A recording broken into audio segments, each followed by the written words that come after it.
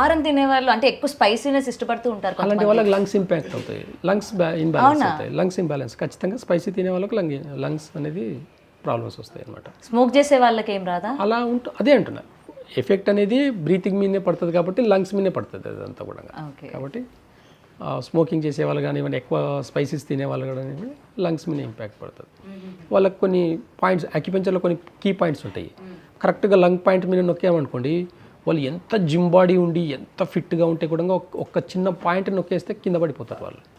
అలాంటి పేషెంట్స్ నా దగ్గర చాలా మంది ఉన్నారనమాట. కాబట్టి రూట్ కాస్ట్ని చూస్తాం మనం. ఓకే, సో ఇప్పటివరకు ఏంటంటే పులుపు ఇష్టపడిన, కారం ఇష్టపడి, స్వీట్ ఇష్టపడుతూ ఉంటే నాకు ఈ ఇష్టాలు మాత్రమే ఇష్టం అనుకుంటారు, కానీ లోపల మన వల్ల ఇటువంటి ఇంబ్యాలెన్స్ అవ్వడం వల్ల మనం దీనికి అట్రాక్ట్ అవుతూ ఉంటాం అన్నది తెలియదు ఇప్పటి వరకు అయితే. ఓకే, క్లియర్ కట్గా మనకు పంచభూత తత్వం నుంచి మన బాడీ అనేది ఏర్పడింది. ఈ పంచభూత తత్వంలో 5 ఎలిమెంట్స్లో 10, నా దగ్గర ఒక 10 రూల్స్ ఉంటాయి అన్నమాట, టైమింగ్తో సహా ఉంటాయి. ఈ టైమింగ్స్ అన్నిటి గుణంగా ఒక స్పెసిఫిక్గా మనం కరెక్ట్గా ఫాలో అయితే ఎలాంటి డిసీజెస్ కూడా రావన్నమాట. వచ్చిన డిసీజ్ని కూడా అవాయిడ్ చేసుకుంటూ ఉండొచ్చు అన్నమాట, తప్పించుకోవచ్చు. ఇప్పుడు ఎగ్జాంపుల్గా ఒక క్యాన్సర్ వస్తుంది, క్యాన్సర్కి రూట్ కాజ్ ఏంది, ఏ ప్రాబ్లం వస్తే ఏ క్యాన్సర్ వస్తుంది, ఇవన్నీ కూడా మనం రూట్ కాజ్ నుంచి చూడొచ్చు అనమాట.